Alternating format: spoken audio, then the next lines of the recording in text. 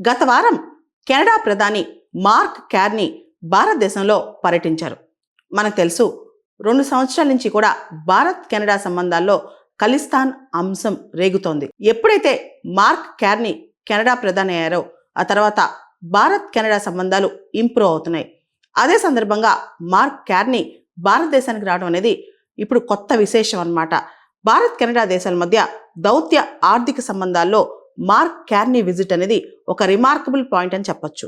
గత వారం ఆయన భారతదేశానికి వచ్చారు.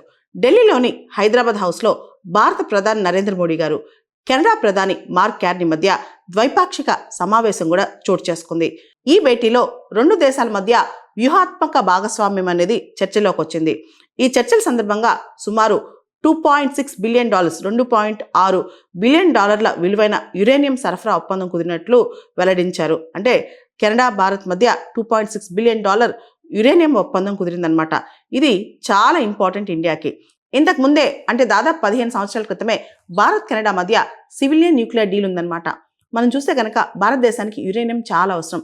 న్యూక్లియర్ ఎనర్జీ, న్యూక్లియర్ ఫ్యూయల్ మనం ప్రొడ్యూస్ చేయాలంటే ఖచ్చితంగా మనకి యురేనియం కావాలి. అయితే మన దగ్గర యురేనియం నిల్వలు చాలా తక్కువగా ఉన్నాయి. మనం కజకిస్తాన్ నుంచి యురేనియం కొనుక్కొచ్చుకుంటూ ఉంటాం. ఇప్పుడు కెనడాతో కూడా ఈ డీల్ కుదిరిందనమాట. సో న్యూక్లియర్ ఫ్యూయల్ ఏదైతే తయారు చేయాలో దానికి యురేనియం తప్పనిసరి కాబట్టి న్యూక్లియర్ ఇంధనం నిరంతరాయంగా మనకి ప్రొడ్యూస్ అవ్వాలంటే దానికి యురేనియం అవసరం. కాబట్టి ఇండియా కెనడా డీల్ అనేది చాలా ఇంపార్టెంట్ మన ఎనర్జీ సెక్యూరిటీ కోసం.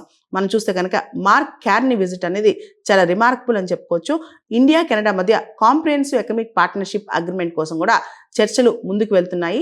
మార్క్ కార్నీ ఒక మాట చెప్పారనమాట. 1893 ఎప్పుడైతే స్వామి వివేకానంద అమెరికాలో పర్యటించారో అదే టైంలో కెనడాలో కూడా పర్యటించారనమాట. వివేకానంద గారి కోట్స్ చెప్తూ కూడా మార్క్ కార్నీ భారత్ కెనడా సంబంధాల గురించి చాలా అద్భుతంగా చెప్పారు. మనకు తెలుసు ఇండియా కెనడా సంబంధాలు చాలా గొప్ప సంబంధాలు. ఇన్ఫ్యాక్ట్ భారత రాజ్యాంగం, కెనడియన్ రాజ్యాంగం ట్విన్ కాన్స్టిట్యూషన్స్ అంటుంటాం. సేమ్ మళ్ళాంటి సిస్టమ్సే వాళ్ళకు కూడా ఉన్నాయి.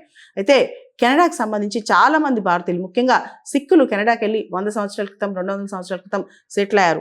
భారతదేశానికి చెందిన అంటే పీపుల్ ఆఫ్ ఇండియన్ ఆరిజిన్ ఎవరైతే ఉన్నారో సిక్ కమ్యూనిటీ ఎక్కువగా కెనడియన్ పాలిటిక్స్లో కూడా మంచి ఇన్ఫ్లుయెన్షియల్ రోల్ ప్లే చేస్తారనమాట. సో అదే సమయంలో గత 3-4 సంవత్సరాల నుంచి ఈ ఖలిస్తానీకి సంబంధించిన అంశాలు కొంచెం అక్కడక్కడ ఇరిటేట్ చేసిన మళ్ళా ఇండియా కెనడా సంబంధాలు మెరుగుపడ్డాయి. ఇండియా కూడా తన ట్రేడ్ రిలేషన్స్ ఇతర దేశాలతో డైవర్సిఫై చేసుకుంటోంది. కెనడాలో ప్రస్తుతం ఉన్న గవర్నమెంట్లో ఇండియన్ ఆరిజిన్ మినిస్టర్స్ 4 ఉన్నారు.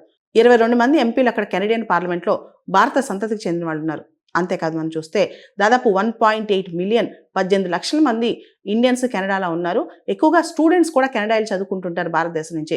వీళ్ళందరికీ కూడా కెనడా ఇప్పుడు చాలా అవసరం. ముఖ్యంగా డొనాల్డ్ ట్రంప్ అమెరికాకి చాలా మంది రానివ్వట్లేదు. కాబట్టి కెనడా అనేది చాలా అవసరం భారత విద్యార్థులకు కూడా.